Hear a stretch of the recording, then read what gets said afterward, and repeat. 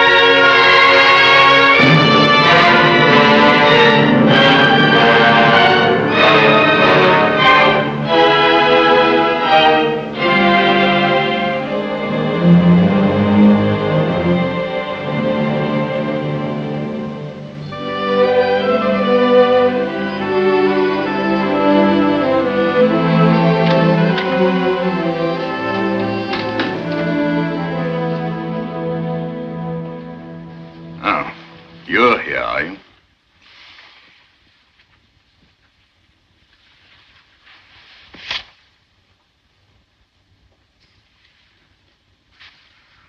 Emily, you promised that... Now, clear out, will you? Don't be hard on him, Henry. You're the one who is hard on him. You treat your brother like an irresponsible half-wit, and then you're surprised that he behaves like one. Goodbye, Henry. I shan't forget what you've done for me.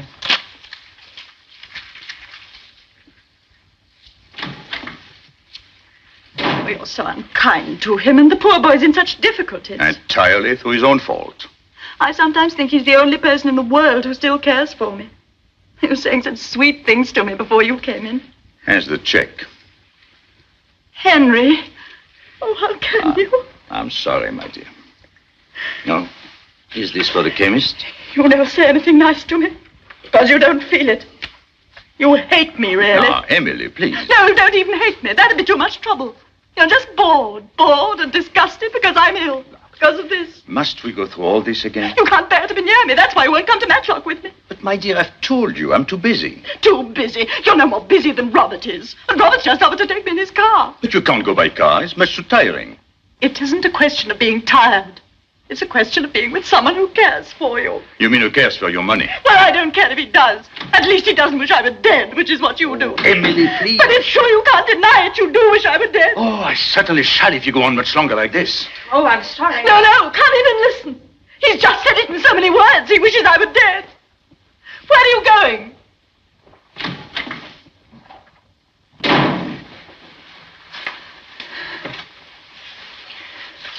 Oh, he's forgotten Janet's birthday presents. Go after him, will you?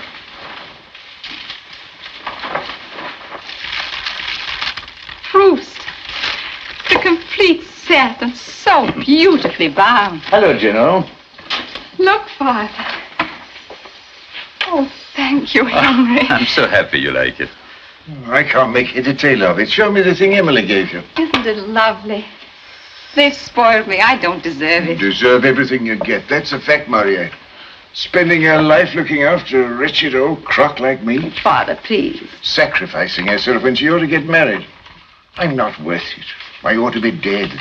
Making everybody's life a burden.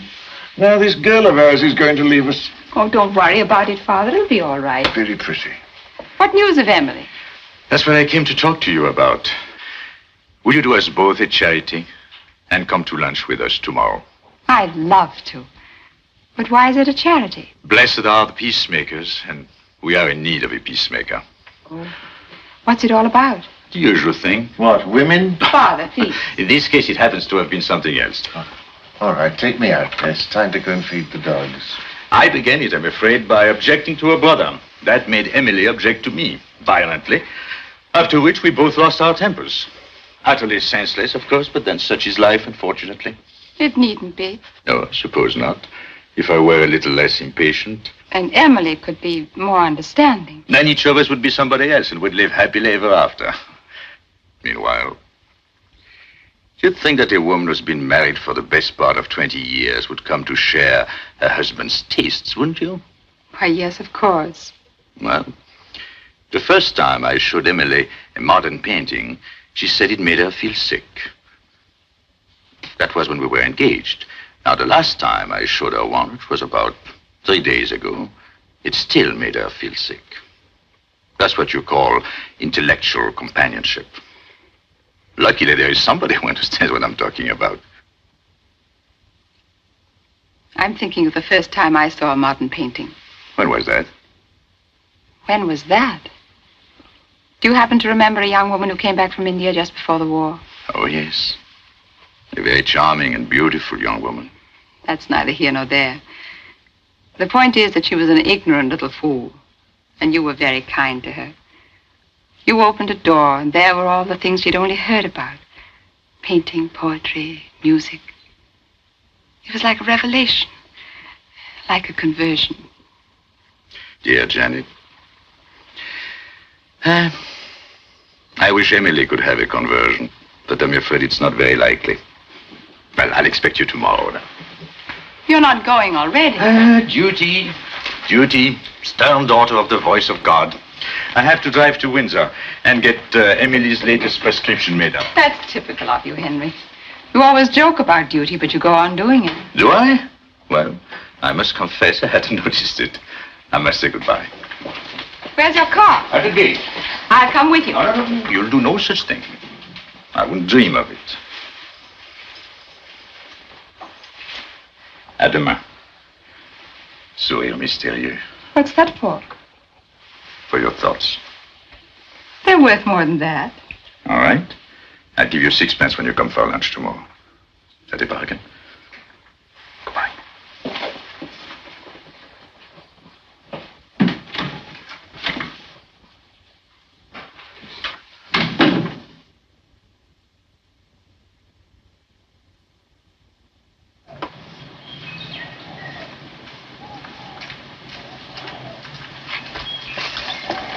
We'll go to the chemist's first, Captain. Yes, sir.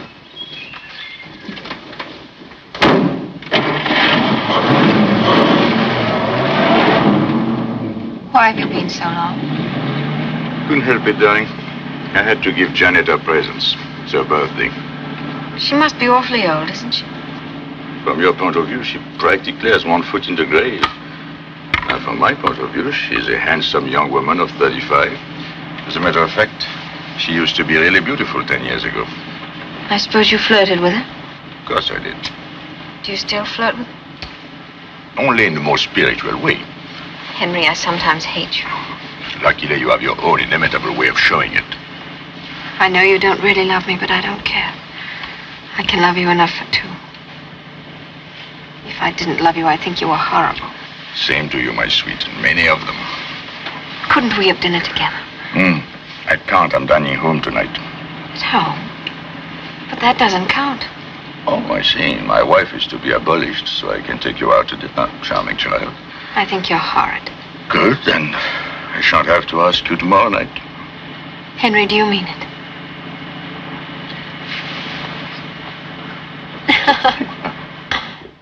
He's got no right to treat Robert like that. No right at all. But, my dear, you must admit that Robert's a bit, well, irresponsible. Well, at least Robert's got a good heart. Henry never thinks of anybody but himself. You're being unjust to him, Emily. You haven't been married to him for 18 years. If that's how you feel, I'm surprised you haven't left him. And see him trotting off with another woman? No, thank you. But if it would make him happy. That's the best possible reason for not doing it. Emily. I don't know how you can be so unforgiving. Why don't you let him go? Do it for your own sake. For my sake? It isn't good for you to feel so bitter and revengeful. No wonder you're ill. Rubbish. But it's true. People die of those feelings. Or else they live on them. Shall I tell you the only reason why I'm still alive? Because Henry'd be so happy if I died. Do you really mean that, Emily? Of course I do.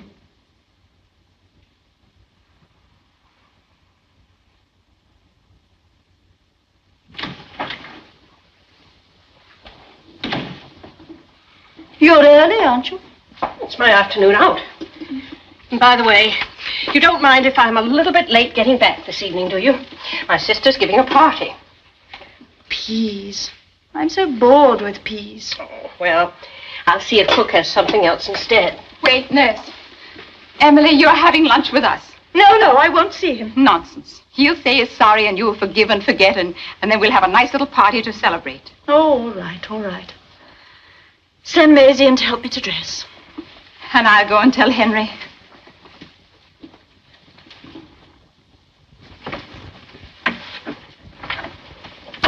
Thank you. Oh, that poor Mrs. Morier. She's terribly ill, isn't she? No, it isn't her health I'm thinking about. It's, well, you know. Miss Spence, I could tell you things that would make your hair stand on end. Sex, that's all they think about. Who do you mean? Men. I wouldn't trust any of them. And a Frenchman into the bargain. Does Mrs. Morier suspect? I mean, does she think there's another woman? Oh, he's clever enough to keep things dark. But I tell you, we wouldn't be surprised at anything. Mrs. Morier and you seem to have talked things over a great deal. She knows I'm a friend. Shall I tell you something, Miss Spence? You know that brooch of hers, that diamond dragonfly? Yes, I know the one you mean. She's going to leave that to me in her will. Not that I'm expecting her to die. Though, of course, it might easily happen with a heart in that condition. Hello, Henry. Well, what news? Peace or war? Peace. Ah, thank goodness. Even if it's only an armistice. Oh, come with me. I want to show you something. Oh, a Modigliani. You haven't bought it, have you? Couldn't afford it, but couldn't resist it. What an astonishing piece of work. Yes, and to think that this idiot went and died at 37, when he might have gone on painting this sort of thing. I've got no patience with people who die young. Make a note of it, Janet. You're invited to lunch on my 80th birthday. Are you sure you won't be bored with me by then? No. I'll still be wondering what's going on behind that mysterious little smile of yours. What is going on, by the way? You want to answer? Where is that? Sixpence. Now you have to tell.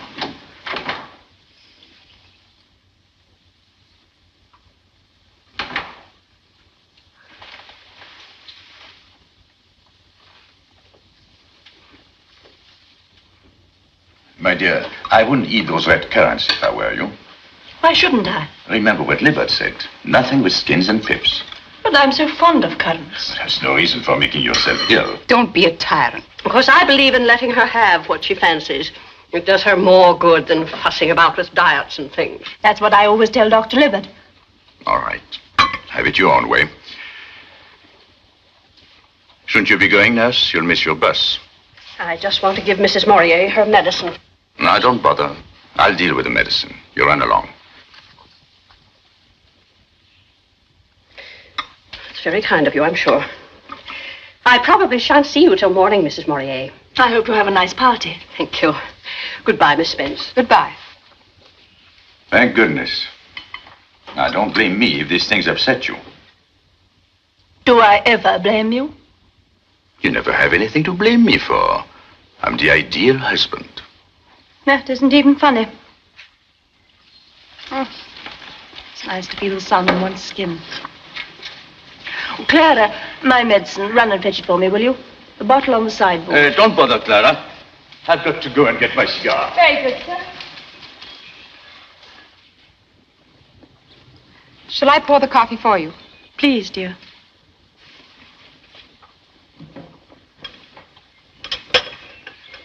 You take sugar, don't you? Rather a lot, please. Libert always gives me the most evil-tasting concoctions. 3 lumps. That ought to take the taste away. And here's 1 in the saucer. Coffee for you, Henry? And no sugar. Thanks. Here you are, my dear. Thank you.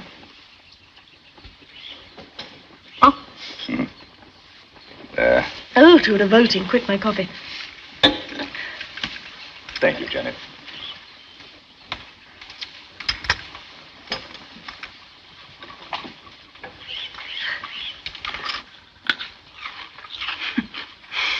You know, I used to get punished for this when I was a child.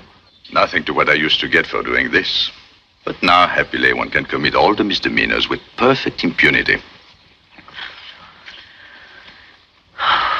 Goodness, it's hot. Would you like me to move your chair into the shade, dear? No, thank you. I think I'll go indoors and have a little nap. These first warm days are very trying. Sleep well, my dear. Oh, by the way, I shan't be in for dinner tonight. Where are you going? Old Mr. Johnson wants to discuss the new aviation company he's interested in. You know how I hate to be alone in the house. My last evening at home, what's more. Oh, I'm sorry, my dear. I didn't think that you would feel sentimental about it. Will you be very late? No, of course not. Not later than 10:30. On the dot. Well, good evening, Mr. Lester. Good evening. Has anybody been asking for me? I'll inquire at the desk, sir. Good. Bring me a dry martini while you're about it. Very good, sir.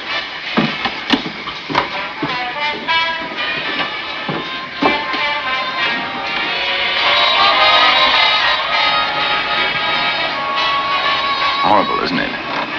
There ought to be a law against those things. Don't you think so? I don't know. Do you like music?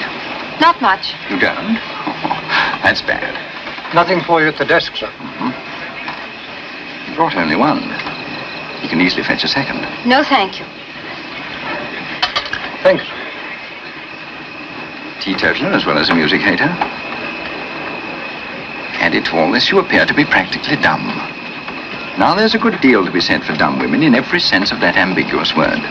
In the first place... Hello. Sorry, I'm late. I'm so glad you've come. There's a man here who's been bothering me. What? No, Henry. Your eyes do not deceive you. It is indeed your irresponsible and half-witted brother-in-law. Won't you introduce me to this charming young person? Doris, this is Mr. Robert Lester. Miss Mead. How strange life is, Miss Mead, to think that you're practically a member of the family. I must tell Emily about this new addition to the domestic circle. She'll be delighted. Excuse me, Doris.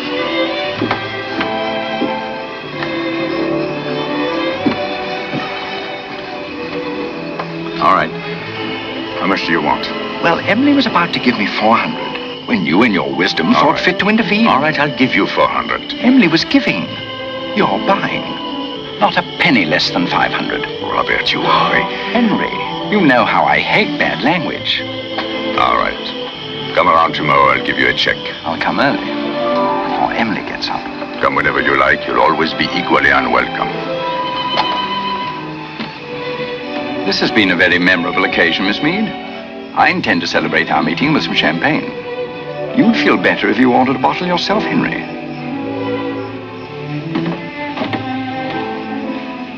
Is he really your brother-in-law, Henry? Yes. I don't want to do anything that's wrong. It will be all right. I'd rather give you up altogether, just because I love you so much. Oh, darling. Thank you, Doris. You make me feel almost ashamed. Robert was right about one thing, though. We need some champagne with our dinner. After all, who tells you the world is not coming to an end this evening? Let's assume we have only 6 hours before the last trump. 6 hours to make the best of.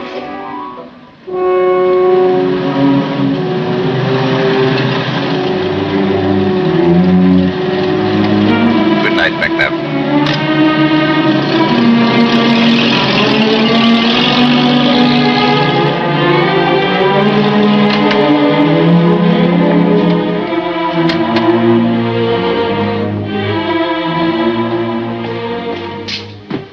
Libert. Is my wife ill? They tried to reach you at Mr. Johnson's, but there was no news of you there. Oh, No, I was detained. I had a breakdown. Your wife kept asking for you. I'll go up to her at once. I'm afraid it's too late. Too late? Oh, yes, I suppose she's asleep. Mrs. Morier passed away about 4 hours ago. You mean she's dead? Unfortunately, I was not there when they called me. I arrived when it was all over. The only person who was with her was Janet Spence. Janet? Yes, the servant sent for her. There was a violent attack of nausea in the late afternoon, and that is what knocked out the heart. She must have eaten something that disagreed with her. At lunch? I suppose so. Oh, excuse me. I saw the lights and I wondered if is anything wrong? Nothing, except that Mrs. Morier is dead. What do you mean? She died of heart failure while you were out. It was because you let her have those currants. Do you remember? I warned you at the time. But you wanted to have your own way, didn't you? Is this true, nurse? Oh, but she liked them so. But you know how strongly I've always insisted on a bland diet. Well, I never thought that a few currants... No, you didn't think that they would kill her, but they did. Please, Maria, this is a professional matter. We don't want any rhetoric injected into it. You better go to your room now, nurse. I'll talk to you tomorrow. And let us stick to facts, Maria. It may have been the currents, or it may not. All we know is that something upset her, that she had a heart attack. Can I go up to her room? I'll wait for you here.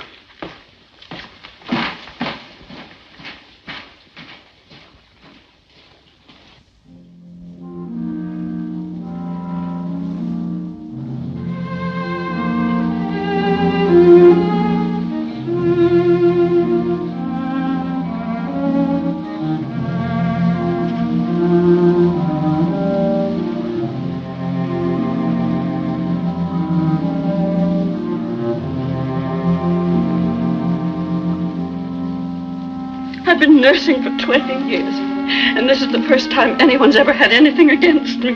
You mustn't take it so hard. Oh, he's trying to ruin me, Miss Janet. I'll never get another job. Nonsense. I couldn't wish for a better nurse for my father.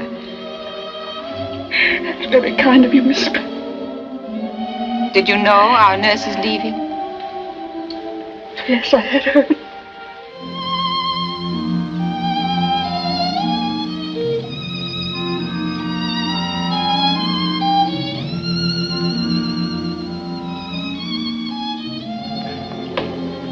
I admit she's a good nurse. I'm the first to admit it. But Nurse Braddock had no business to go against my instructions. I think I can tell you the reason. She wanted to spite Henry. To spite him? What for? She didn't like him, that's all. Just because he belongs to the male sex, I suppose. Some of them get like that. Janet, I'm so thankful you were with Emily at the end. Yes, I think it helped her. Henry, try not to feel too bitterly about that poor nurse. She didn't mean any harm. I know. Hell is paved with good intentions. She'll be out of the house tomorrow. I'm going to get her to come and look after my father. Well, I don't envy you. I think it's a good idea. I can keep in touch with her and rub in the lesson from time to time. Tell me about poor Emily. Did she suffer much? Janet, it's been too much for you. It was terrible. It was so terrible. I've never seen anyone die before. I didn't realize. I'm sorry, Henry. I oughtn't to let myself go like this.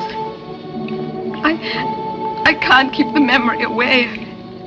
I suddenly see her struggling for breath, with that awful look of fear and pain on her face. Shall I take you home? No, thanks, Henry. I've got my car. You stay here with Dr. Lippert. Good night. Good night, Janet.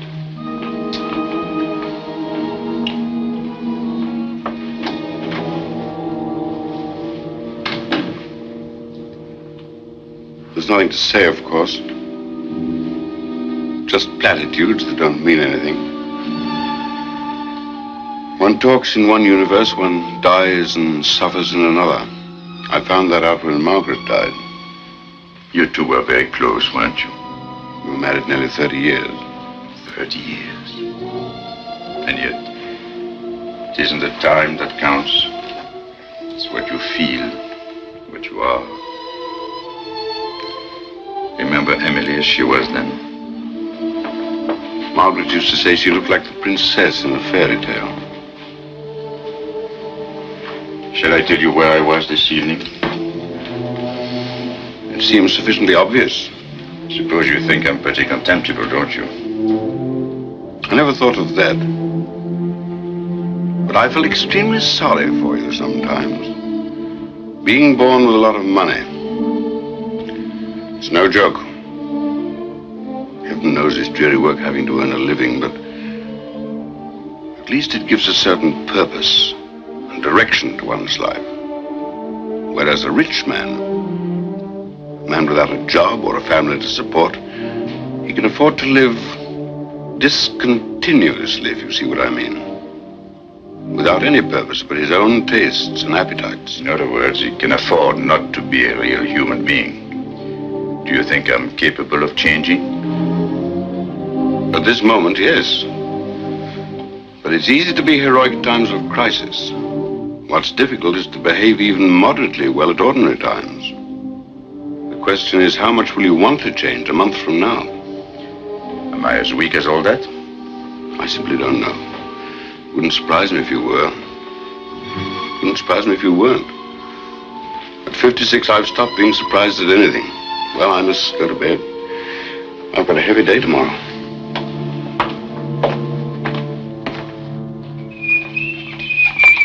Be careful. I am being careful.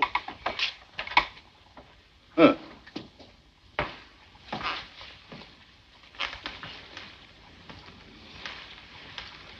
It's a speaking likeness.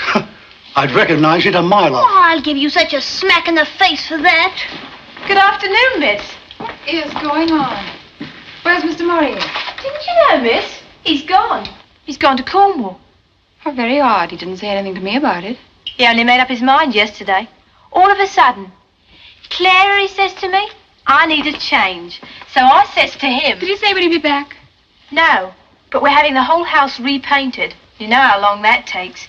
And anyhow, Cook and Maisie and me have got 3 weeks off from tomorrow. Oh, lucky beggars. Wish I could have 3 weeks off. Come on, Jenny. What a sky. Isn't it wonderful? But you're not looking at it. No, I'm not. Volupté, fantôme élastique. Oh, stop it. I hate it when you talk French. I'm afraid you'll have to learn to put up with it. For better, for worse, in English and in French. Till death do us part. Darling, how much do you love me? How much? Let's see. I would say about 17 times as much as I love English cooking. No, this isn't a joke. You're perfectly right. English cooking is a tragedy. That's why we're starting for Paris tomorrow. Paris? Do you mean it? Unfortunately, I've got to pick up some papers on the way up to London. You mean at your house? Good. Then I'll have a chance of seeing what it looks like. No, you won't. You're going to wait for me at your Aunt Nellie's. But, darling... I don't want anybody I know to see us together. Not until we're back from abroad. You know as well as I do how they talk. But the servants are away. You told me so yourself. I know, but the house is full of painters. Not on a Saturday afternoon. And tomorrow is Saturday. Please let me come and have a peep at it. Please. All right. Thank you, darling. Don't thank me. Thank yourself. Ce que femme veut, Dieu le veut. Woman's will, heaven's will. You know, I can't help feeling rather nervous. What about? About meeting your friends. About being Mrs. Henry Maurier. Sometimes I wish we could keep it a secret forever. That would be romantic, wouldn't it? You see, I left school when I was 16, so I don't really know anything. And look at the sort of people you go out to dinner with. Judges and admirals, authors. And then me in the middle of them. What do you expect me to do? Don't do anything. Just be. That's good enough. But after all, I'll have to say something. What on earth shall I say? Well, ask them what they think about the Einstein theory. Henry, you're a beast. You might at least pretend to talk to me seriously. After all, you talk seriously to other women. Which other women? Miss Spence, for example. You're serious with her, aren't you? Oh, am I not? That's precisely why I married you, not her, which shows that there is something more in marriage than an ability to make polite conversation.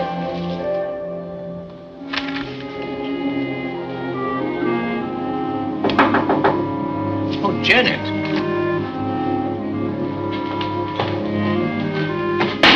Gosh, these painters.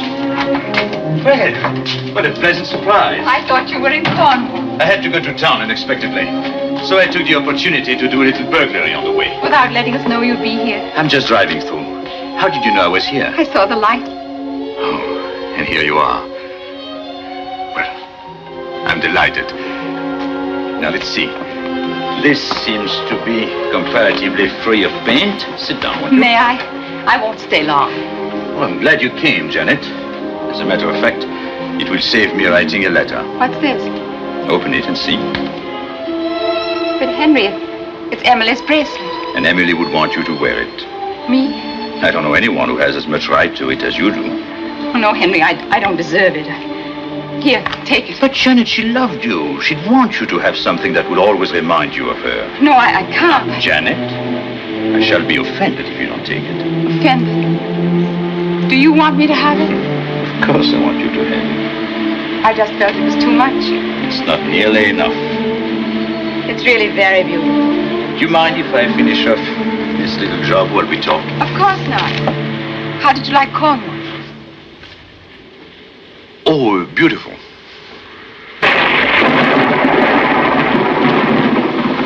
I love thunderstorms, don't you? Frankly, I don't. I once saw a man killed by lightning just a few feet away from me.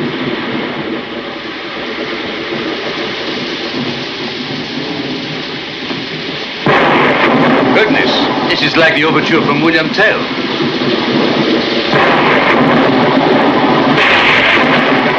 I knew this would happen.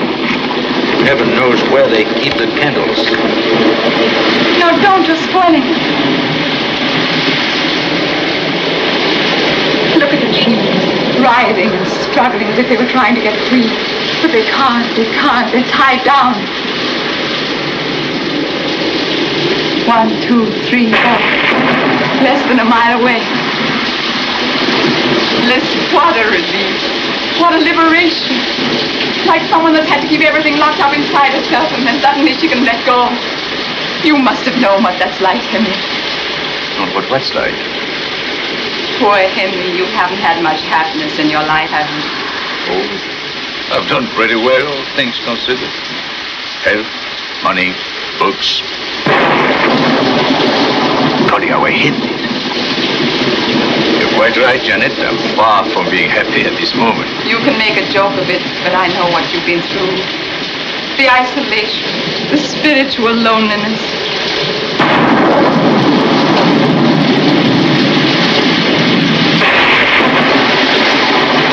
Right overhead. It's wonderful. It's like passion. Now, Janet. You've been reading too many novels. Passion. You know what I mean. Loving so much or hating so much that at last it breaks out in spite of yourself. Like lightning, like a thunderbolt, like the wind and the rain.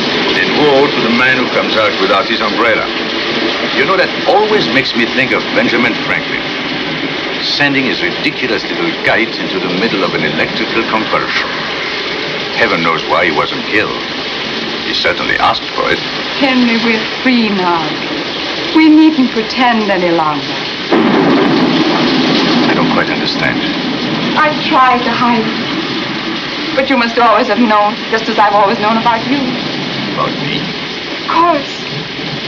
I knew what you felt. And I knew you'd never admit it out of a sense of honor and duty.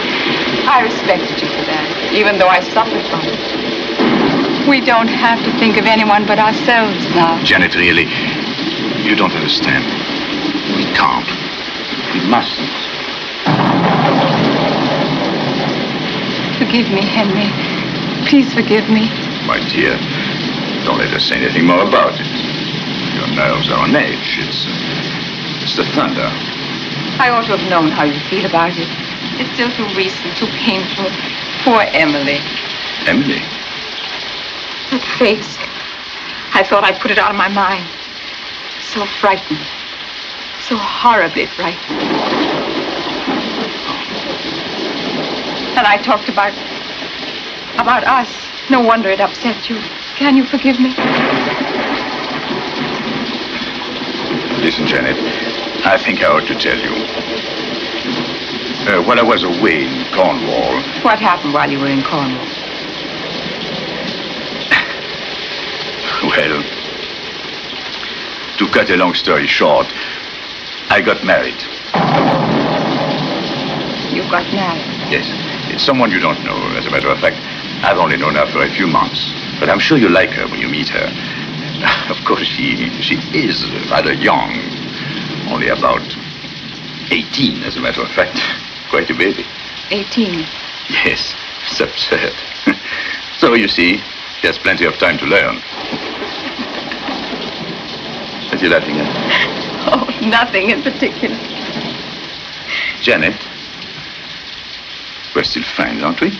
Of course we are. Better than ever. Nothing like a good joke to bring people together. A joke? You didn't think I was serious, did you? No, of course not. Well, I must be getting home.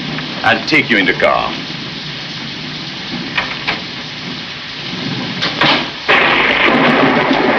You should see the roads. I almost had to swim back from Aunt Nellie's.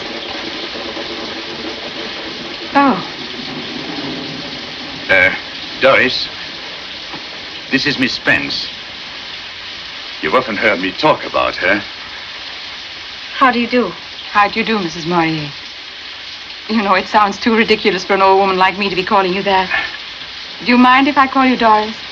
I'd love it. And you must call me Janet. Yes, Miss Spence. I mean Janet. Isn't she adorable? Well, I'll get my coat.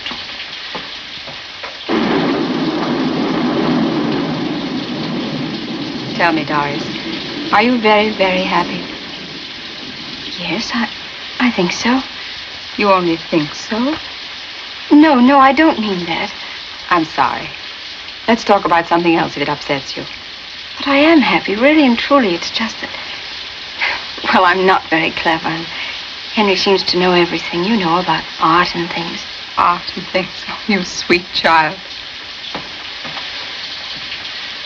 Well, here we are. I shan't be long, dear. Henry, please let me go with you. No, you stay here and change your shoes. But I don't want to. What's the matter? Afraid of the dark? No, afraid of something else. Can't you feel it, Henry? You must be very insensitive. Feel what? She's still here, isn't she, Doris? All right, come on. Let's go to the car.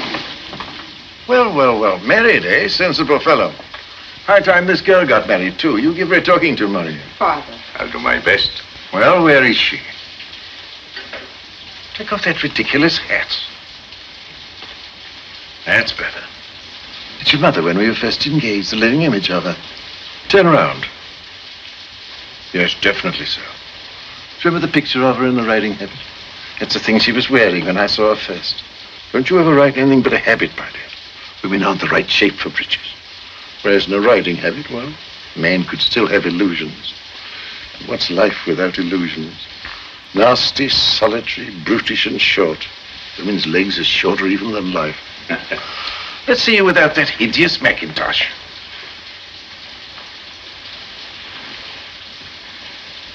What a charming brooch.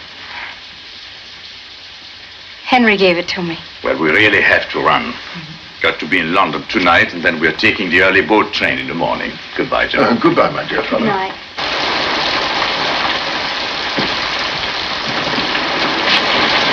Good night, honey. Good night. Good night.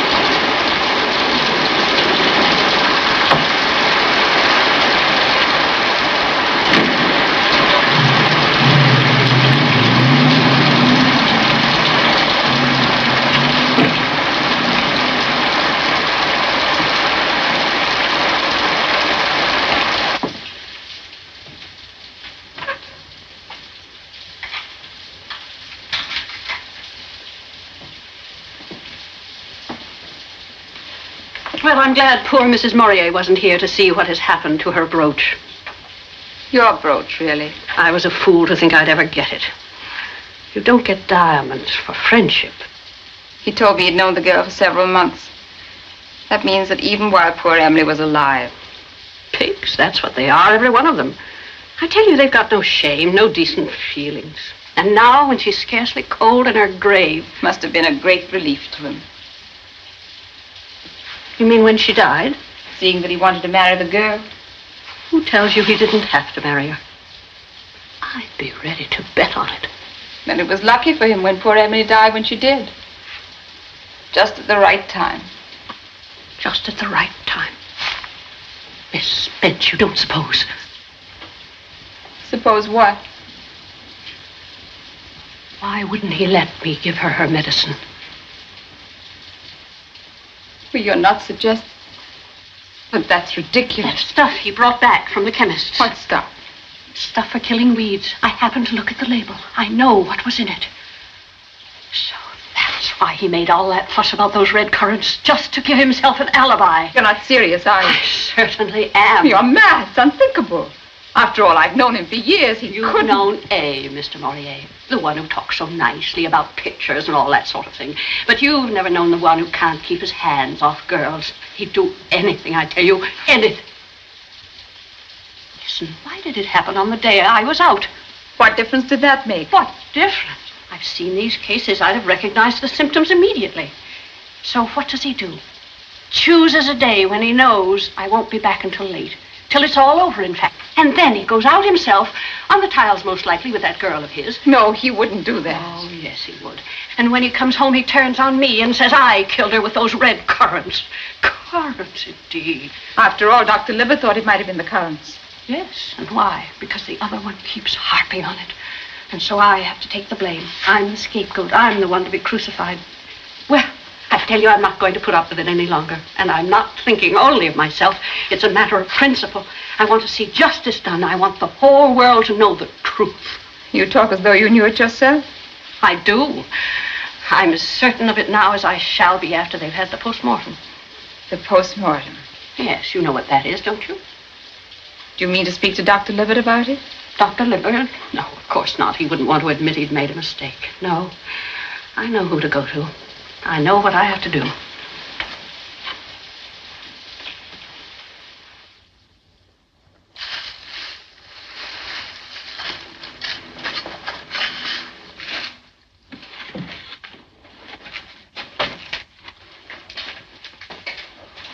It's horrible, digging up somebody after they're dead. Just because there's some spiteful gossip. That beastly nurse of yours, I can't understand why you keep her. Now, dear, don't be unreasonable. You know quite well I wanted to send her away, but Henry wouldn't hear of it. Nor would Dr. Libert. Sending her away would have meant we took her seriously, and that's the last impression we want to give.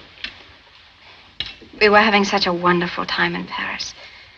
Then to be called back for this nonsense. And the painter's still in the house. The horrible smell everywhere.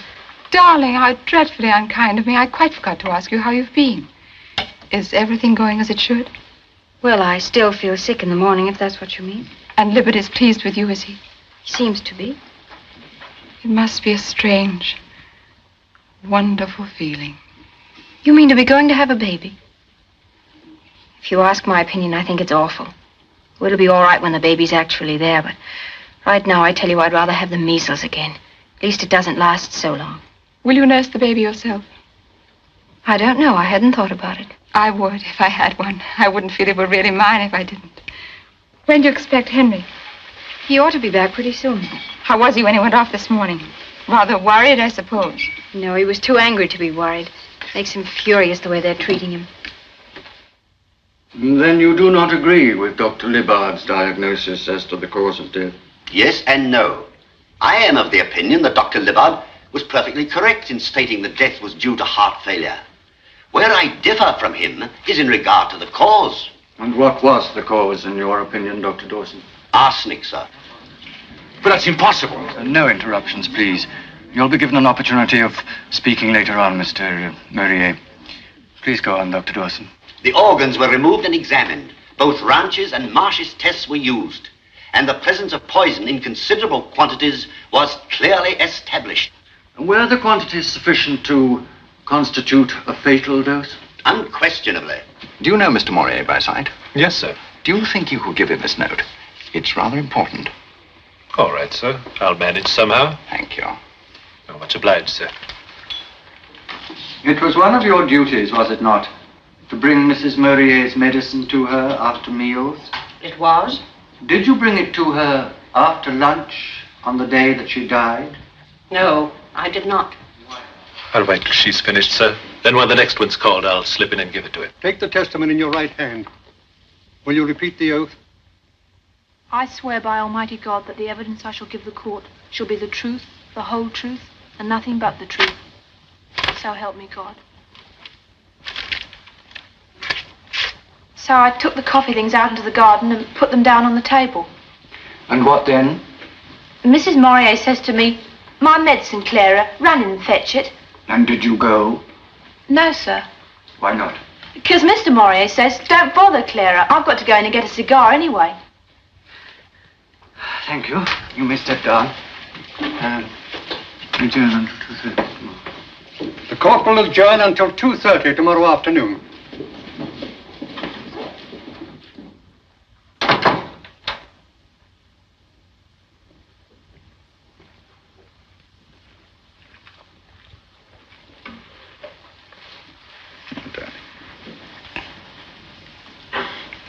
It's too terrible.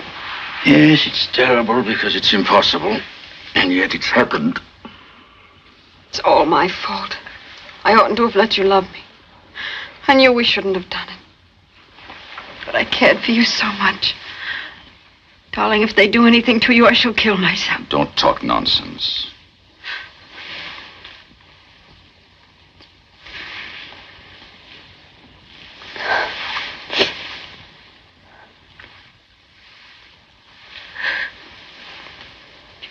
Why did you do it, Henry? Why did you do it?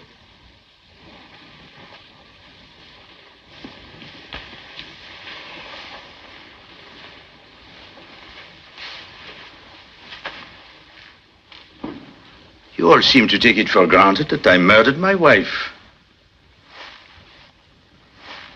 Do I look like the sort of man who goes about slaughtering people? Running her neck and the devil take her? I suppose you imagine I was so insanely in love with you that I would do anything. Anything! When will you women understand that all one asks for is a little amusement and a quiet life? Instead of which, well, I don't know why the devil I ever married you. Why did any man in his right mind ever marry any woman, for that matter? Henry!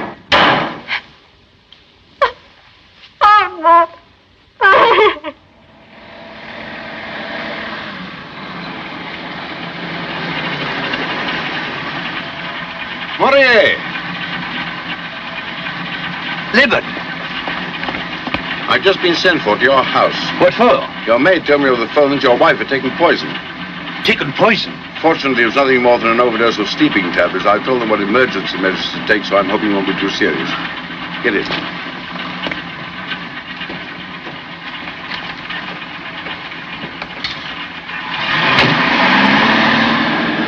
Is it the result of what happened at the inquest?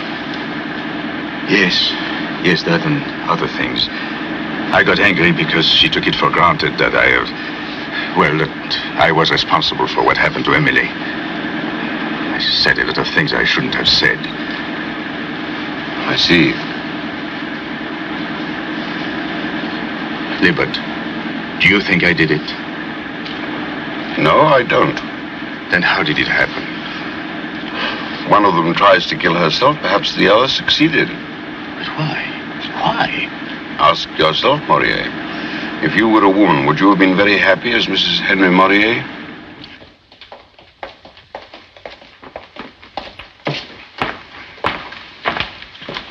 I'd rather you didn't come up. Very well.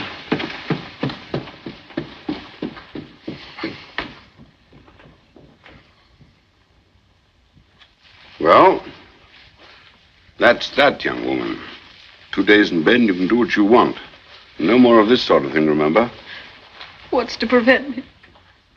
Nothing except your own common sense and common decency.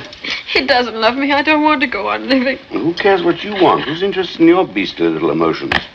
Why not think of somebody else for a change? I think of Henry all the time. No, you don't. You think of yourself in relation to Henry, which is a very different proposition. Thank you, Macy. You may go. And remember, if you wake up in the night with cramps in your intestines, don't blame Henry. It's your own fault entirely. There. You're quite right, Dr. Libbard. It was wrong. I promise I won't do it again. Good girl. No, I'm not good. That's why all this is happening. Tell me, how can I help? Well, in the first place, you must believe in him. Through thick and thin, in spite of everything. That's the first thing. Then whatever happens, you must be strong and calm. No tears, no harrowing scenes. They're just an indulgence, that's all. Some women cry as easily as a pig grunts. And they enjoy it very nearly as much. So don't do it. Don't do it. And finally, remember you're going to have a baby. That's probably the best thing that ever happened to Henry. So for goodness sake, don't let's make a mess of it. See who's here?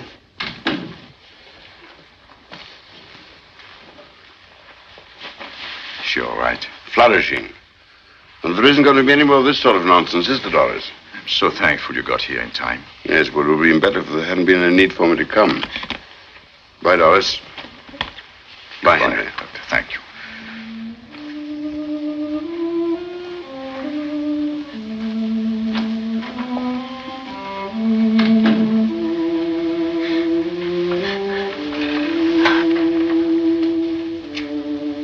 Can you forgive me, Doris? Darling, I'm the one who needs to be forgiven. It was all selfishness, really. I see it now. I was trying to spite you, trying to get my own vet. I began it, I'm afraid. I ought to have known better. At 18. To think I tried to kill myself. And everything so beautiful, so mysterious. Even that fly on the ceiling. Even that silly old doll you tore to bits. And this. How wonderful it is simply being able to move from one place to another. It's empty here. It's empty there. Just think if there were no emptiness. If everything was so jam full that you couldn't move, like in a coffin. That's death. That's hell. Oh, darling, I was forgetting. Before you came back, I rang up the Imperial Airways. There's a plane leaving Croydon in the morning. This is Friday. There's the whole weekend in front of us. We could be in Africa before they found out, or in Turkey, or... Henry. You still believe I did it? But I don't. Then why did you suggest I should run away? Oh, I've been a fool again. I made you angry. It's only because I love you so much. Because I was so terribly anxious in case you couldn't make them understand. Shall I tell you something? I said a very stupid thing this afternoon. I said I didn't know why I ever married you. Well, perhaps I didn't know it then. But now I do know. I know very well. Why? Because I love you. Oh, darling.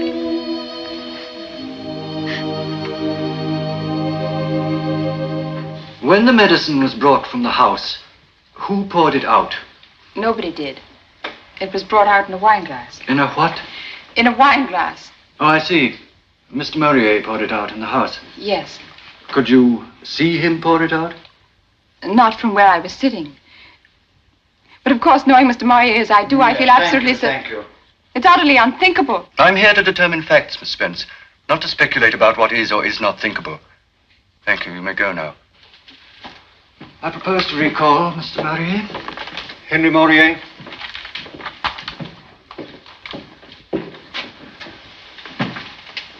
And we now come to a rather painful subject. Tell me, were you acquainted with the present Mrs. Maurier before the death of your first wife? With all respect, sir, I fail to see what bearing this question can have upon the present inquiry. You will please allow me to conduct the proceedings in my court in my own way. Will you please answer the question, Mr. Maurier? I had been acquainted with her for about 4 months, I think. Mrs. Maurier's maid has testified that after lunch you offered to go and fetch your wife's medicine. Is that the case? Yes. Did you bring it back, the medicine, in the bottle? No, I poured out 2 tablespoonfuls into a wine glass. And I swear to God I added nothing. Please, please. I'm sorry, but I must protest. You will kindly confine yourself to answering my questions, Mr. Maurier. Was anyone with you in the room when you poured out the medicine? No. Clerk, you have the ledger there. Will you please show it to this witness? On the 4th line from the top, do you recognize your signature? I do. Messrs. Fillmore's records show that on the day before Mrs. Maurier died, you purchased a tin of weed killer. Is that the case? Yes. Are you aware that the weed killer in question is a powerful poison? Yes. Shortly before purchasing the weed killer, did you have a quarrel with the late Mrs. Maurier? Yes, I suppose you could call it that. Thank you, that's all.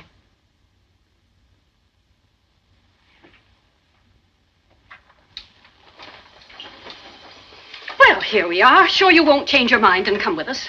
No. I'll just start by feeding the dogs. Does you good to be with dogs for a change. Takes your mind off your troubles. Wouldn't mind being a dog myself. Comfortable kennel, free meals, unlimited access to the females of the species, and when you're old, they shoot you. No wheelchairs, no torture, no blasted nurses. One bang and it's over. Put on your things and come with us. Do. No, Father, I'd rather not. It would help you to sleep if you took some exercise. Please. A good brisk walk, that's what you need, dear. And then 5 minutes of deep breathing. I'm a great believer in deep breathing. That and abdominal massage. Up the ascending colon, across, and then down, up, across, and then down 40 or 50 times. I used to do it for poor Mrs. Maurier every single day. Poor thing, poor thing. Well, she'll sleep easier in her grave after this.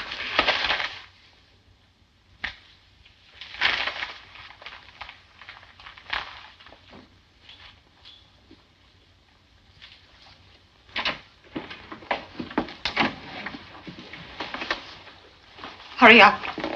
Quick. All right, all right. Have you got your bag of dog biscuits? We'll be back in time for tea. Don't let it get you down.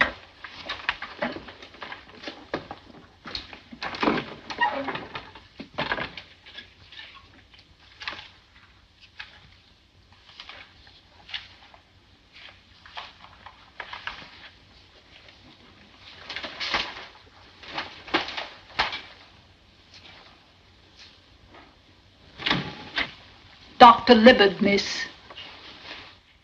Show him in.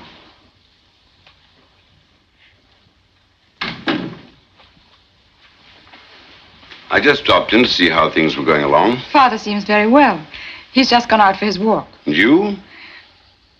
Not much of a credit to your physician, I'm afraid. If I don't sleep tonight, I shall go mad. You've still got some of that stuff I gave you, haven't you? It doesn't seem to work anymore. Dr. Libbard, you don't know what it's like. Night after night.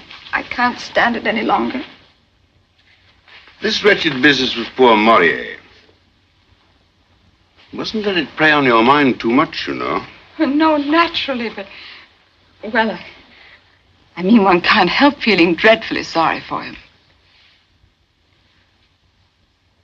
Sorry if the light bothers you. Hold still just one moment.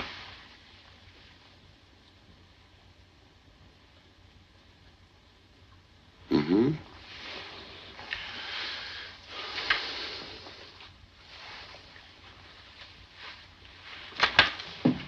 You wear these things all the time now?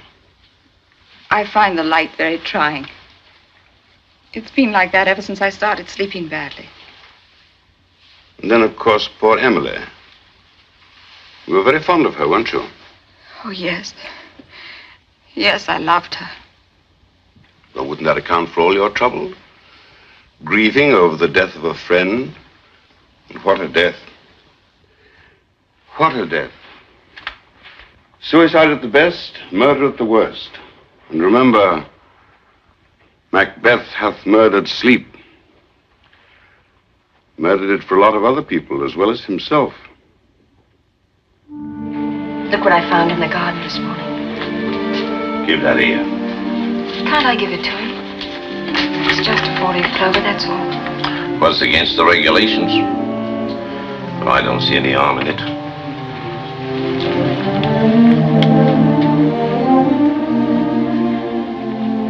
You think it's awfully silly, don't you? Silly to love someone. It's the only thing that makes any sense. How does Libet think you're getting on? All right. Darling, let's call him Patrick. Call whom? Libet? No, I mean if it's a boy. Oh, I see. And if it's a girl? Well, what about Belinda? Oh, no. No, there I draw the line. But it's such a pretty name. Do you see me running after the child in Kensington Gardens and yelling, Belinda, Belinda? There are limits, my dear. We're taking certain things for granted, aren't we? Darling, you mustn't say such things. After all, you haven't done anything wrong, so what can they do to you? Besides, you've got your 4-leaf clover now, and we won't call her Belinda, I promise. But don't imagine that'll prevent you from making an ass of yourself. Any man looks an idiot when he's trying to keep a tiny child in order. I shall roar with laughter and you'll be furious. But then a moment later, you'll be laughing too. It'll be so wonderful, Henry. Will it? Of course it will. Sorry, ma'am. Time's up. Goodbye, darling. Goodbye.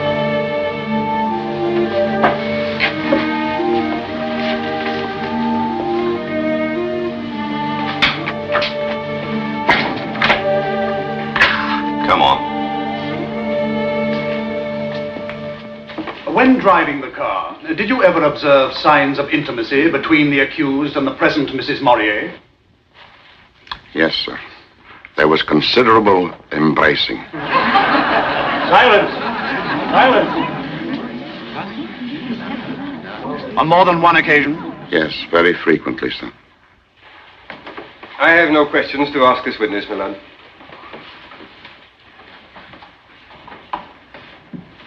Caroline Braddock. Caroline Braddock.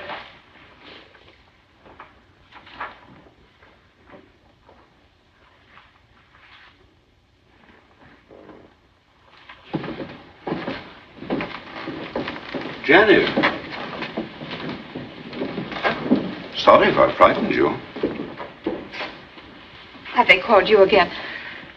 No, I've been sitting in court with Doris. Do you think... I mean, how is everything going? Not too well, I'm afraid. You mean for Henry? Yes. They're all coming home to roost, every one of the follies he ever committed, and goodness knows there were enough of them. Do you remember in the Gospel, men and women who were possessed by devils? I sometimes wonder if that isn't the only plausible explanation of some of the things we do. Things that we know are against our own interests, things that are obviously wrong and idiotic and suicidal. And yet we do them. Or is it somebody else inside us that makes us do them? If it's somebody else, then we wouldn't be responsible, would we? I think I'd better get back.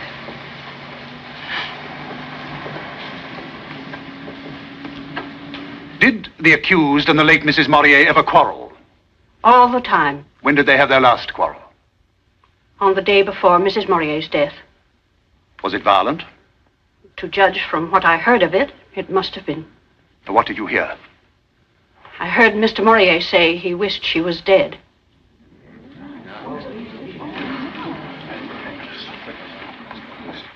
The day before she died, of poisoning, remember, the deceased wrote as follows. Robert, darling, here with the check Henry tried to prevent you from having. He was horrible to me after you were gone. He said he wished I was dead. I can't see you tomorrow, but come the day after and we'll decide definitely about the journey. Ever your affectionate Emily. Now, did you see your sister again after you received this letter? No, I didn't. She wrote it on Tuesday afternoon. I got it on Wednesday morning. And on Wednesday evening, she died. When she was taken ill that night, the servant sent for you, is that correct? Yes. Did you see Mrs. Morier alive that night? Yes, I was with her till the end. Was she unconscious at the time you came? No, she was fully conscious. Then she was able to speak? Yes, she was able to speak. Did she say anything about poison? No. No, she didn't seem to realize she'd been poisoned. Nothing to indicate that the poison was self-administered? No. Nothing. Now, what are the motives for the crime? There were two of them. Among the lowest and most contemptible of all human passions. Lust and avarice. His wife is rich. She has made a will in his favor. Her life is heavily insured. And now to the lure of money is added the compulsion of another, even stronger passion. When his wife falls sick, what does this man do?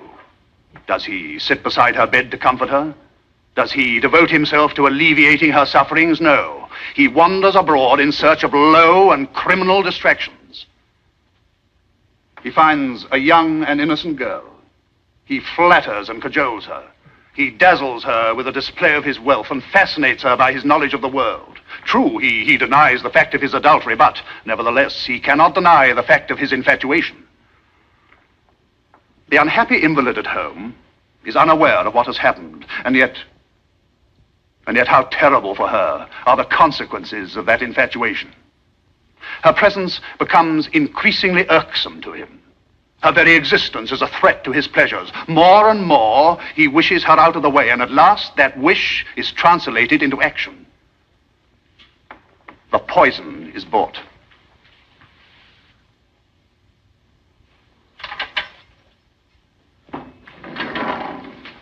Here, you've been transferred to Wandsworth. Wandsworth? But that's where... But you can't. There's the appeal. You'll hear about that in plenty of time. Hold out your hands.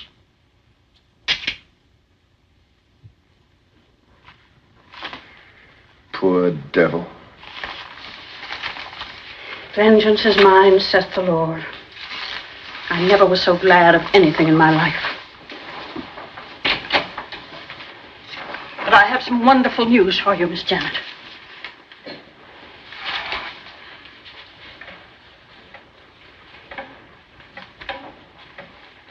Friday the 24th. Aren't you pleased? You'd better go, Nurse Braddock. Oh, very well, but I thought you'd be pleased after all when a criminal gets his deserts. That's enough.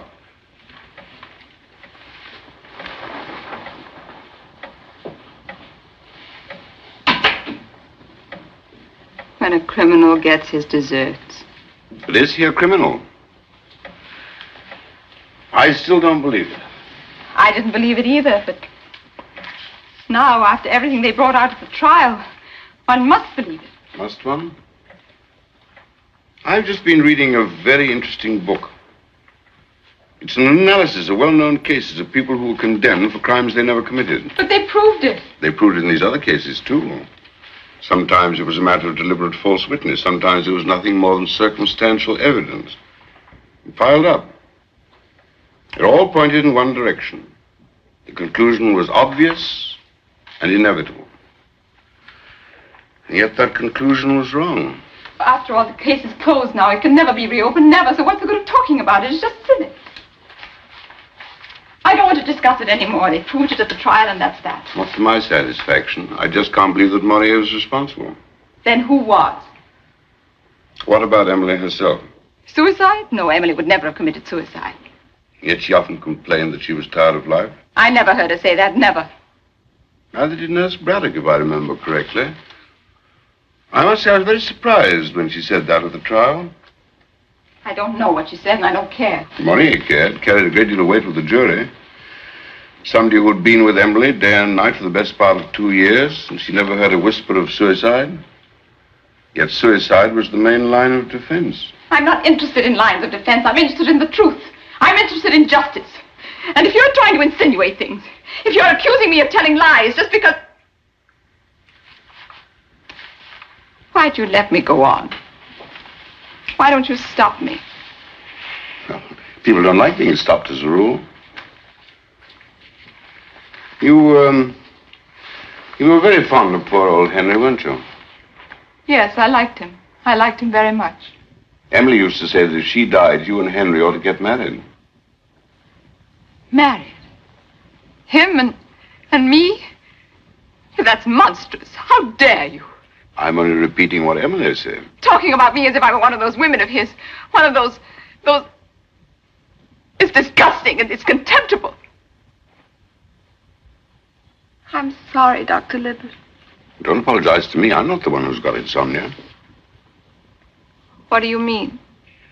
Getting all worked up about Henry's taste in women. It doesn't help you to sleep, you know. You don't imagine I spend my time thinking about that, do you? Well, you were thinking about it just now, quite loudly. Do you ever think about poor Emily? Of course I do. After all, she was my best friend. And when you do sleep, do you ever dream about her? Those are the dreams that make me wake up. I suppose you dream of her as she was when she was dying. Yes. And sometimes I see her sitting out there in the garden, just as she was drinking that coffee.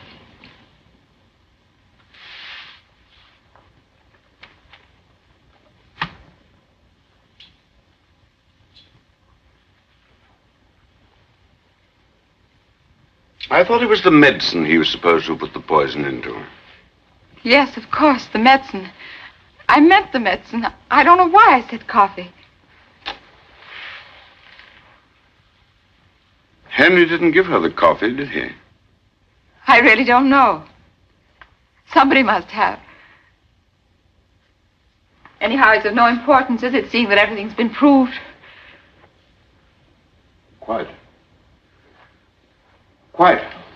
Oh, I wish it were all over. All over?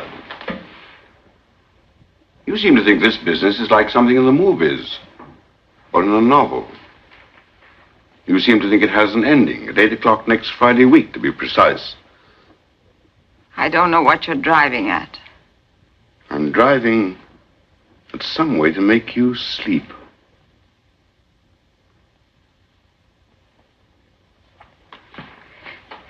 Well, this has been a very interesting talk, Dr. Libbard. But whether it's going to cure my insomnia, that's another question. Personally, I put more faith in sleeping tablets. Janet, do you remember meeting a young Dr. Farden at my house this spring? Yes. I've known him ever since he was a boy. He's a very nice fellow, kind, sensible, conscientious. And he's turned out to be a first-class psychiatrist. No, thanks. I don't want to go to a psychiatrist. You want to get well, don't you? I'm not ill. Not that way. I know you. You're going to tell them I'm mad, and then they'll lock me up and torture me until I say things. It's a plot. Everyone's plotting against me. Nobody's plotting anything. That's a lie. You said it yourself. You want me to go to a doctor for mad people. Farden won't do any harm. He'll just ask you a few questions and find out what's on your mind. I've told you again and again. I haven't anything on my mind. It's just that I can't sleep. But he'll help you with that. He'll put you to sleep if you let him. Do you mean he'll hypnotize me? Well, what's so alarming about that? Send me to sleep and then make me say a lot of things I don't want to say? And I shan't even know I've said them? No. No, I won't. I won't. Janet, be Don't reasonable. touch me. Janet. I'll kill you. Do you understand?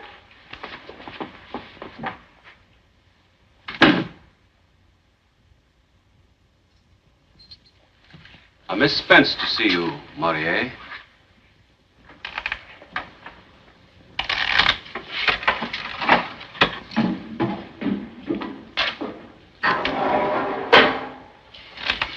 I don't mind those.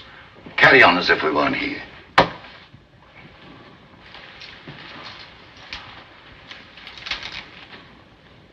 It's difficult to believe that you are quite real. Nothing is quite real anymore. That clock. When one thinks about time, draining away like blood from a wound, and you can't stop it. It just goes on quietly flowing until there isn't any more. And then you're dead. Was it 3:30? Yes, that was 3:30. 4 and 12 makes 16 and 24. 40 hours. A little more than 40 hours. It's like being at the edge of a huge black pit and something is pushing you from behind. Perhaps it would be more bearable if it made some kind of sense. If at least one could believe that there is such thing as justice. There is. Janet, I didn't do it. I swear by all that is sacred. Sacred? What is sacred? Do you remember that night? That night when there was a thunderstorm. You talked about Benjamin Franklin, you know, sending up his little kite to attract the lightning. A sort of scientific, practical joke. Well, sometimes the joke comes off. Sometimes the lightning comes down the string and then, well, people get killed. Get killed? And whose fault is it they get killed? The fault of the lightning? Or the fault of the little man who thought it would be such fun to play tricks with it? I don't understand what you mean. Well, don't try. Just imagine a little group of boys at school. What does your father do? Oh, he's a barrister. And yours? He's an engineer. And yours? My father's dead. He died before I was born. He died in a place called Wandsworth Prison. Annette, don't. Did I ever ask for mercy? Did you ever think of showing it? Never. I never said anything when you amused yourself at my expense. Janet, I didn't do that. What else were you doing all those years? Beckoning me on, calling me to you. And then at last, when I came to you, you hit me across the face and then ran off to have a good laugh with that filthy little beast. How dare you say that? Yes, how dare I? Do what you like, but never say. That's shocking, that's disgusting. How old was she, Henry, when she first started doing these things? 18? 17? Slobbering and pawing, and you call it love. Love! Filth, that's what it was. And you threw the filth in my face and then roared with laughter.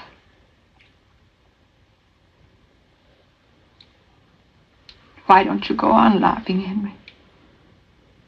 Laugh. Laugh. This is all part of the same joke. Don't you understand? Janet, you don't mean... 40 hours more. That's all. And you asked me to lunch on your 80th birthday. Why don't you laugh? Goodbye, Henry. Janet! Janet! Janet! Janet! Janet! She's the murderess. Confessed. But it's true, I tell you. She told me she just told me. Why don't you listen to me? She was the one. She did it. Keep quiet. But she told me. She confessed. Janet! Janet! Janet! Don't be a fool. But she's the murderer. She told me. But it's true. I swear. She's let me go. Yeah, that's better now. Sit down. Tell her to come back. Make her say it again in front of witnesses. Keep quiet. Let me go. Let me go. Sit down. Let me go.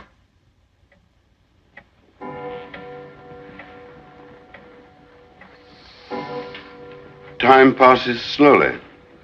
Not for him. 8 o'clock at Wandsworth. There, but for the grace of God goes James Libbard. And there, but for the grace of God, goes Janet Spence. Happily, there was the grace of God. Still possible to do it. To do what? To have the execution postponed. Why should it be postponed?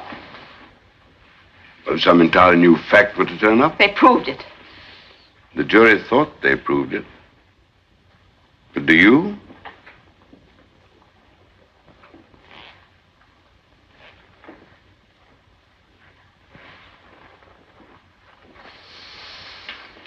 Of course, you know the basic reason why poor Emily was so dreadfully unhappy. What was that? Because she wouldn't accept the facts as she found them. She was an invalid. She'd lost her looks. She wanted to be treated as though she were young and pretty. What has that got to do with me? That is for you to answer. I'm only pointing out that it's possible to come to terms even with the most terrible facts. Old age, sickness, death. Yes, even with one's own wickedness and folly. Those are just words, that's all. Just words. But they can always be translated into actions. Listen, Janet. I can quite understand you're not wanting to go to sleep until you feel that you're safe. But did you ever stop to analyze the word? Safe from what? Safe in which respect? One can shut the door against one danger and be wide open to another. Look at yourself. You want to be safe from death. But at what price? At the price of feeling guilty. At the price of being driven mad by the sense of guilt. And what then? In your madness, won't you try to do away with yourself? But then again, that's death. You run away from death. And what do you run into? Death. Madness and death. But if you don't run away, if you face the facts, if you accept your destiny, there's something like a certainty that you will escape madness. A very good chance of escaping death. Well, I'll think about it. I'm terribly thirsty. Would you like a drink? Yes, that's a good idea. I'll get one for you.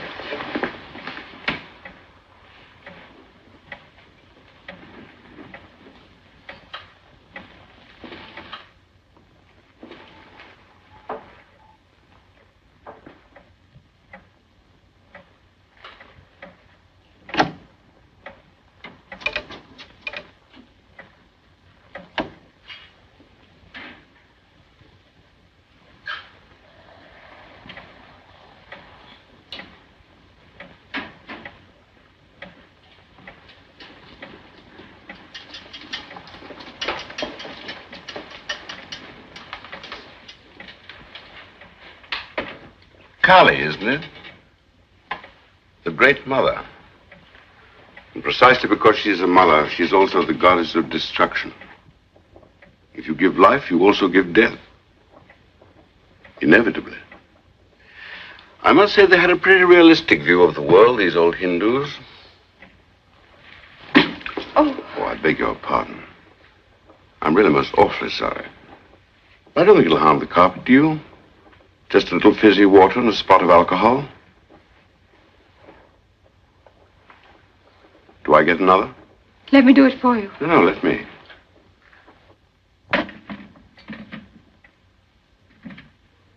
That's Emily's bracelet, isn't it? Yes. I thought I recognized it. It's really rather grotesque when one comes to think of it. Executing a man for murdering a dead woman. Murdering a dead woman? What do you mean?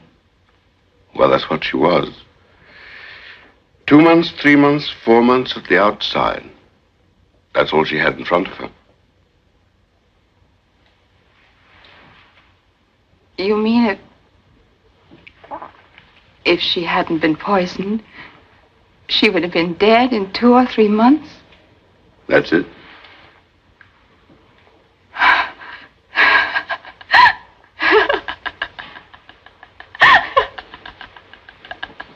What are you laughing at? I don't know. Nothing.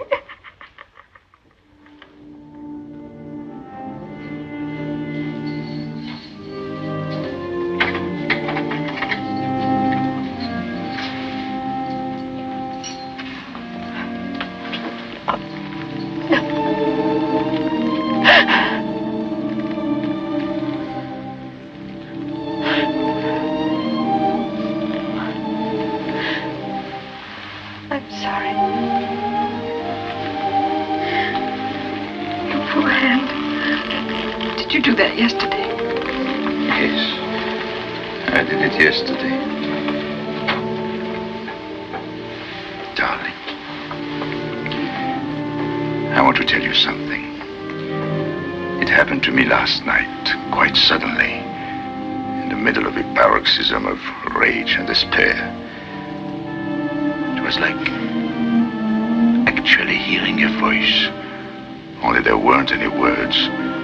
There was just a kind of absolute certainty. A certainty. I knew that everything was finally all right. I knew it. It's true. Of course, one's got to face things as they really are. One's got to forget what one would like them to be. Tell me, my darling, have the leaves started to turn? They're all golden now. Even the beech trees. I remember when I was a little boy, walking in the beech woods. I used to pretend that dry leaves were heaps of money, knee-deep in gold, like the Count of Monte Cristo.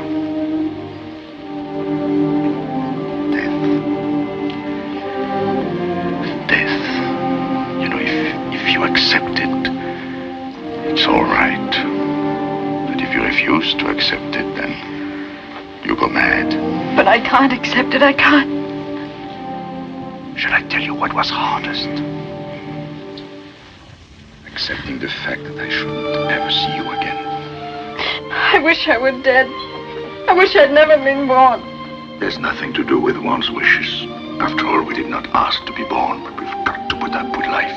Even if we don't like it, even if we can't understand it. And mind you, we can never understand it while we are actually living it. Life has to be lived forward. But it can only be understood backwards. So, there it is. That's what I suddenly understood. And meanwhile, what was I doing? The exact opposite of what had to be done. Knocking my hands to pieces, driving myself mad, raving against the injustice of the thing. But it is unjust. From the outside, yes, from other people's point of view. But you know, if you accept the injustice that's been done to you, if you say to yourself, well, this is what has happened, and I put up with it, I actually will it. If you can do this, then in some strange, mysterious way, the nightmare makes a kind of sense. I know it's difficult to explain, but it's true. Oh, before I forget, I want you to promise me something. Don't see too much of Janet. Don't let her have anything to do with the baby. But darling, she's always been so sweet to me. I know she has. But all the same, will you promise? I promise. I could tell you all the reasons, but it would take too long. Besides, what's the point? Let the dead bury their dead. Why bother about the past? I'm glad you didn't come to see me yesterday. Why? Yesterday I should almost have hated you. Hated me? Yes, hated you for being free, for having all your life in front of you, whereas I was here in a few hours. You love me, don't you?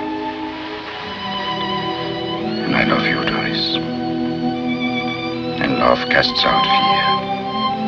Of course, it also works the other way around. Fear casts out love. Yesterday there was nothing but fear.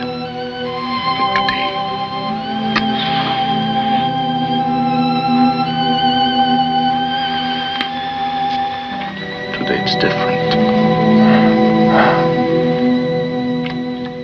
2, 3, and then look at the 4th. Another queen. Let's see what I can do. Jack of clubs. Oh, my goodness. Well, here goes. Mine, all mine. You're no good at all. Well, I'm not clever enough. This is a game that requires intellect. Are you ready? Mm-hmm.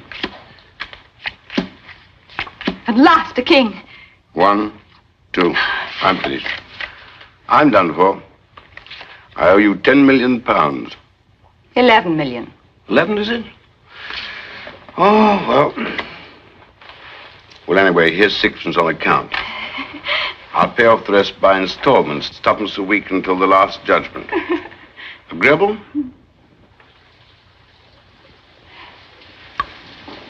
It's raining. I like rain.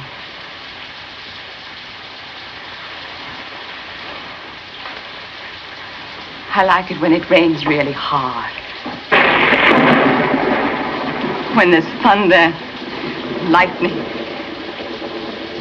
Oh, that girl. It's too horrible. I hate him. I hate him.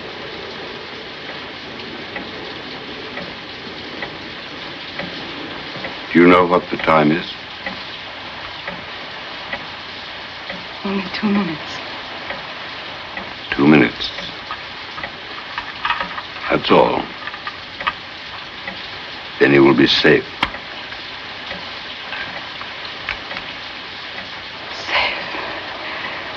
I'll be safe.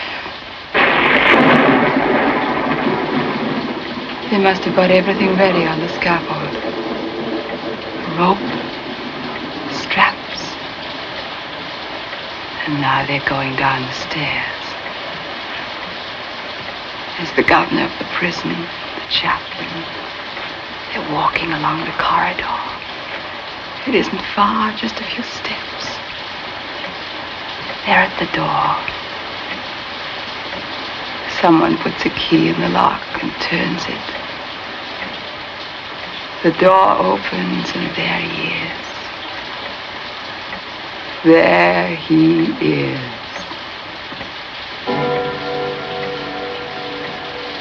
Just because she was 18.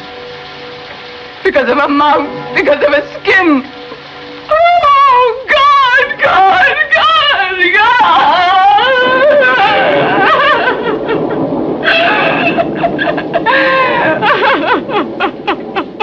It's all over. No need to worry. We're asleep now. Hold still. This won't hurt. Quite still.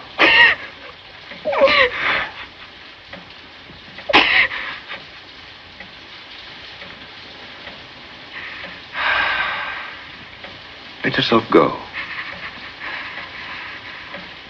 Feeling comfortable? Yes.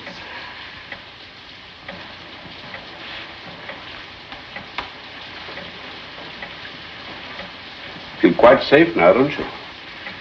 Safe. Yes, absolutely safe. Tell me, Janet, how did you get her to take the poison? I put it in the coffee. You thought he would ask you to marry him, No, I don't want to talk about it. It's true, isn't it? I can't tell you. You thought that he loved you as much as you loved him. It's too awful, too humiliating. All right. I won't torment you anymore. You can sleep now. Deep sleep.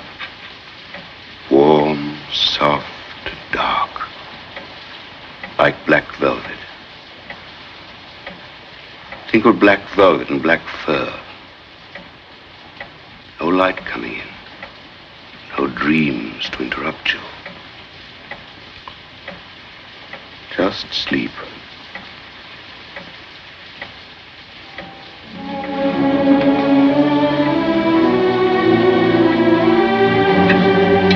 Hello. Give me toll, please. Battersea 6160.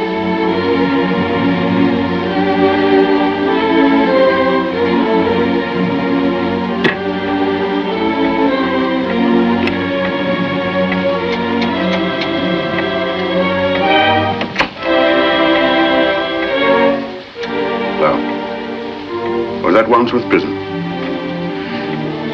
This is Dr. James Libbard speaking. I want to speak to the government, please. At once.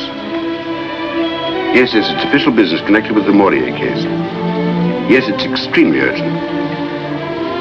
All right, I'll hold on.